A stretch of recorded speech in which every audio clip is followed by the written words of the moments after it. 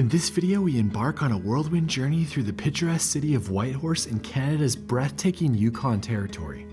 In just one day, we dive into the city's history, try some of its well-known restaurants, cruise the Yukon River, and even go on a small road trip to an emerald lake and the world's smallest desert. This video is part of a series we did on the Alaska Highway, and be sure to tune in next week for the full road trip, or just click the link in the description when it's live. Alright, now let's jump into how we spent 24 hours exploring the city of Whitehorse. Hey everyone, today we're in the capital of the Yukon, Whitehorse, and we're going to show you how to explore it over one day. We started the day with a visit to Alpine Bakery, which has been a staple in Whitehorse for over 30 years.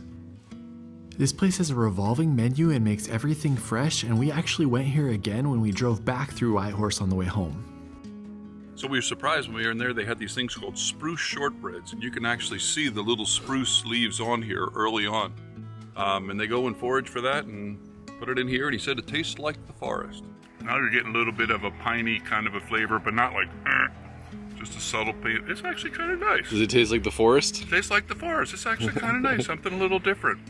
This is a great place for pastries and coffee. I think we might go here tomorrow on the way out of town as well. First stop in Whitehorse, the Visitor Information Center. My dad is a huge fan of all the history related to the gold rush, especially in Whitehorse and in Dawson City. So he wanted to go to the visitor center to ask all the questions he possibly could before we explored.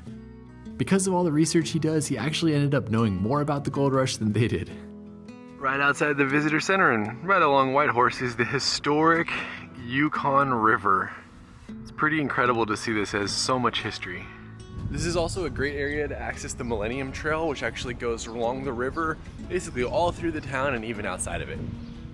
The Millennium Trail is a great way to experience the nice summer weather in Whitehorse, and I think you can walk from here all the way to our next stop, the SS Klondike. The SS Klondike is a stern wheeler that ran between Whitehorse and Dawson City from 1929 to 1950. There was two versions of the boat during that time, as the first one ran aground and was salvaged to create the second boat, which is on display today. This is incredible how well preserved and just set up this area is. If you can experience it, definitely do it. This year the spot's only open June and July, and then it's closed again for them to work on it, so be sure to check whether it's open, the inside part, before you come. We have limited time in Whitehorse. I really wanted to see this trail. Pops really wanted to take the tour, so he's taking the tour, and I'm walking along the river a little bit. Pops is going to tell us a lot more about the boat's history in a minute, but I wanted to walk part of the Millennium Trail since it's such a popular summer activity. Plus, it was a beautiful day and the views along the Yukon River were staggering. The main Millennium Trail loop leaves from the SS Klondike, and it goes about 2.8 miles down the river, across, and then back up the other side. I didn't have time to do that on this trip, so I just walked about 20 minutes down the river before I turned around. Along the way, there's lots of information about the Yukon River, about the boats that cruised it and the people that relied on it, and of course the gold rush. I walked about a kilometer. This is just a beautiful trail. It's so cool to walk along the river like this and have all the information on the boats and the First Nations. Definitely a nice spot in Whitehorse. As I arrived back, my dad was just finishing the tour and he had a bunch of information that he wanted to share with us. Some interesting facts was how much wood it took for these things. Josh has a picture, I think, of the big, huge cart of wood. That huge cart of wood would last 15 minutes. And so the whole side of the ship would be filled with wood, and as they're going along, they had wood loading stations so that they could reload, because it would burn through the wood so quickly to make the progress down the line. The big product that went to Dawson City at the end of every season was a full boat full of liquor. Interesting history about how critical these boats were on the Yukon River to kind of supply this area of the world. So there was a lot of things that they would carry, like horses or flammable things like dynamite or gasoline, and they didn't want them on the main ship, so they'd put them on these barges, and these boats then, black area there, would push the barge down the river, and if you can imagine, they'd have up to 3 barges in a line winding through these river areas. Wow. The people who were captaining these ships must have been incredible. The tour is great, and once again, the video that they give you beforehand is fabulous. It shows you all different things about the boat and the travel and how they're loaded and everything. It was really interesting. As you can no doubt tell, my dad loved this spot and highly recommends it, but make sure it's open if you visit. From there, we headed back into downtown Whitehorse to explore another history-related spot for my dad. We're at the History Museum, and check out how cool it is that they integrated this log cabin into the building. I've never seen anything like that before, and it's pretty awesome. This cabin was supposedly built by Sam McGee in 1899, who was a local prospector. They moved it a couple blocks down the road in the 1950s and then integrated it into this museum. The McBride Museum was created in the 1950s, and the website states that it was designed to protect and share the Yukon stories. Watch out, Pops, there's a polar bear. Those guys are so big. Can you even imagine that? Crazy big. Look at this area for children. You can actually touch all of the different types of animal pelts. This is really some cool idea. The museum has a lot to explore for the entire family, with a big exhibit on wildlife, and then of course an exhibit on the Klondike Gold Rush. Everything came along the Yukon River, especially during the gold rush, which is why you get to walk it as you're experiencing the history. This is Miles Canyon, and we're going to be taking a boat tour right through here later today. The highlight here was definitely the exhibit on the gold rush, and you could spend a lot of time depending on how interested in it you are. Here's real gold from Yukon creeks. It is so cool to see these steamships and these pictures of them going through the canyons. And they're pulling off monstrous. Collect all the fish. As they're just going down the river, this thing's turning. Pops is still talking about his experience on the Klondike. It was awesome. So this is something I really wanted to see. This is the log cabin that you can see from outside of the museum. It's no longer the log cabin. I guess it's like a radio telegraph area, but it's still pretty cool to see. They would oftentimes fill the cracks in the wood with moss. For insulation? For insulation, yeah. And you weren't built to be a pioneer. It's not this house. Hey, guess what? The Yukon is cold. And it's isolated and harsh. I don't know, Pops. I've been to the Yukon. It doesn't seem very cold right now. It's really cold. It's funny, we're reading this book and it talks about the wilderness is not harsh. It's indifferent, yeah. Which is really kind of a cool way to think about it. It doesn't care whether you live or die, basically. The wilderness doesn't. So Whitehorse actually got its name because of the way that the rapids looked. They said it looked like white horses. We spent a good amount of time in this museum, and I probably could have spent longer, but we had more to do, so we headed on. That was a really great museum. If you like anything related to the history of the Yukon, go to the SS Klondike, go to that museum. There's a lot to see here. Next up, we have 2 more museums in Whitehorse, and then we're heading south to explore some spots down there. This video is more history focused, as my dad's obsessed with Yukon history, but we do go on a small road trip at the end if you're more interested in that. Next up, we headed to the Beringia Interpretive Center, which is a tiny museum that's dedicated to the landmass that connected Asia and the Americas, and it's really important to scientists as it's a way to study the migration of humans and animals from those 2 continents. The highlight of this museum is definitely the giant beaver. And you can even learn more about the giant beaver as you're looking at him. This beaver is angry. Look at that face, he's angry. Yeah, he looks like he's about to attack Pops. That was a pretty tiny museum. There's a movie, a couple exhibits, but not a lot else. But we paid for the combo ticket, which was $12, and let's just go to the Transportation Museum, so that's where we're going to next. The Yukon Transportation Museum ended up being a great stop. Coolest thing ever. If you have a little kid, you can take this car and ride it around the museum. How do you beat that? The Yukon is incredibly difficult to get around, and it basically shows all of the different transportation methods that have been used over the years. The museum has everything from trains and dog sleds to cars and planes on display inside. One of the highlights being the replica of the Queen of the Yukon plane, which was the sister plane of the Spirit of St. Louis. Outside of the museum, there's train cars, there's construction equipment, there's boats, but there's no information plaques, so I didn't know what a lot of these things were. I have no idea what this thing is, but look at how big it is. Pops is 6'7", and he can't even get to the top of those tires. Definitely doesn't look like snow would slow this thing down. We just noticed this on the way out, but on this spot, this is where the United States Army officially handed over the Alaska Highway to the Canadian Army. 1956. So that's some cool Alaska Highway history, and that's what that mural is, Alaska Highway as well.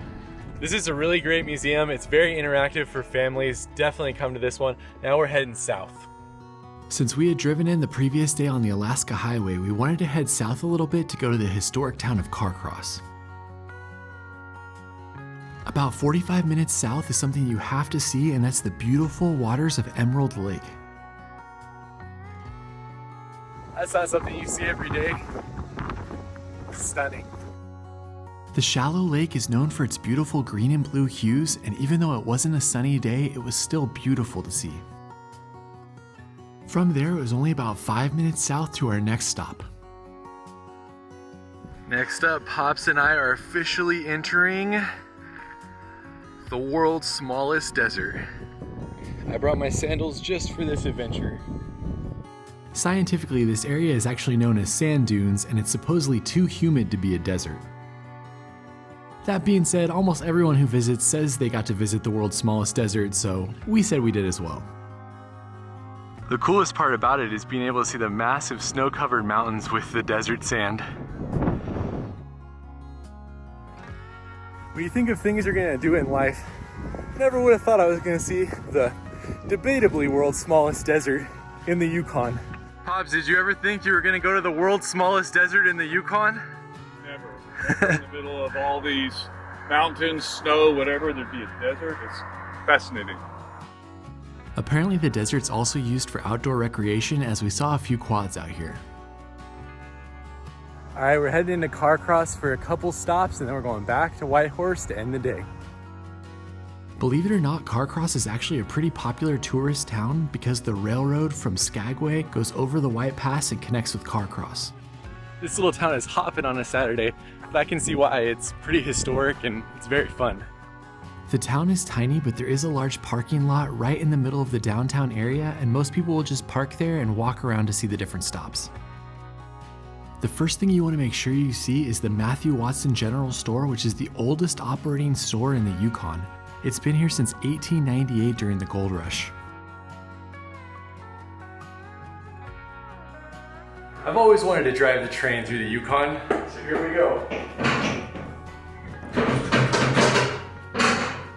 Full steam ahead. Oh, here comes security. Run.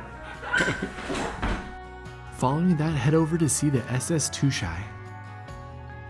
This is another one of the boats that used to travel the Yukon, so, like what Pop saw earlier this morning, but not as in good shape.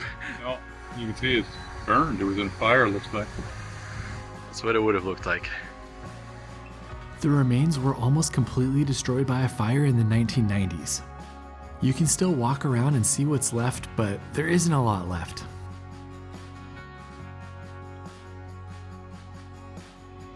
After that, we walked around a little bit more, grabbed some coffee at Caribou Coffee, and then decided to start the 45-minute drive back up to Whitehorse. If you're looking for a fun little day trip from Whitehorse, that was a great spot. You're not gonna spend a ton of time down there, but lots of history, lots of things to see, good coffee. Now we're heading 45 minutes back up to Whitehorse. On the way back up, you get another opportunity to see Emerald Lake on your left-hand side, plus you get to drive along the Yukon River as you get close to the city. Made it back into Whitehorse, and I'd heard about these things called the log cabin skyscrapers, which were these kind of multi-deck log cabins that have been built, so I wanted to see them. These were built in the 1950s and are private residence now, but I doubt there's really anything else like this around the world. We're back in Whitehorse for dinner before our boat tour, and we're heading to Miner's Daughter. We asked around and were told by many that the Dirty Northern Public House or Miner's Daughter, which are both basically the same place owned by the same people, is the spot that you need to go to eat in the city. It had a nice upscale vibe with big open windows letting in the weather, plus the food was very good here. Since we spent a couple days in Whitehorse, I have to say I also really loved Big Bear Eatery and Tap House, which has amazing donaires if you're looking for that. That was a good spot for dinner. It's a little bit pricey, so know that going in, and it's really busy, so get reservations online. But if you're looking for an upscale place to eat in Whitehorse, you can't beat it. All right, our last stop of the day, Yukon River tours. My dad talked constantly about the Yukon River while we were traveling around, so when we got here, I called around and I found a tour company that would take us out on the river that afternoon. Look forward to this. Located only about 5 minutes from downtown Whitehorse, Yukon River Tours takes you on an hour-and-a-half long tour that goes dozens of miles back on the Yukon River. By far the biggest highlight though is that it takes you along Miles Canyon, which is the infamous stretch that ended many gold prospectors' dreams back in the days of the gold rush. While it's no longer treacherous because the dam rose the water level, it's still pretty incredible to go through it. Plus, along the way, our guide, who is also the owner of the tour company, told us all sorts of information about the area, about the gold rush history, and looked out for wildlife. The only thing we saw was a bald eagle, but I have to say that's pretty impressive to be our only thing. When we reached the furthest point we were going on the Yukon River, our guide gave us a drink and a chocolate chip cookie, and then we sped back to where we started the tour. This isn't sponsored or anything, I paid for the tour, but we loved our experience and we loved the tour guide. I think it cost around $100 a person when we went. On the way back, they slowed down near the Miles Canyon suspension bridge so that we could get good photos before finishing our boat tour.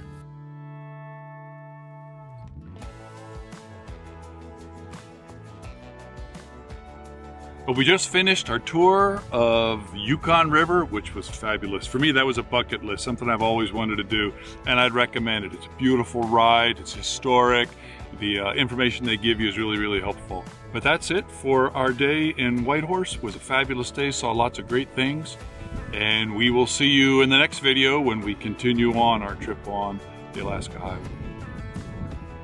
Well done, Pops. That was a good outro. I'm not just pretty face.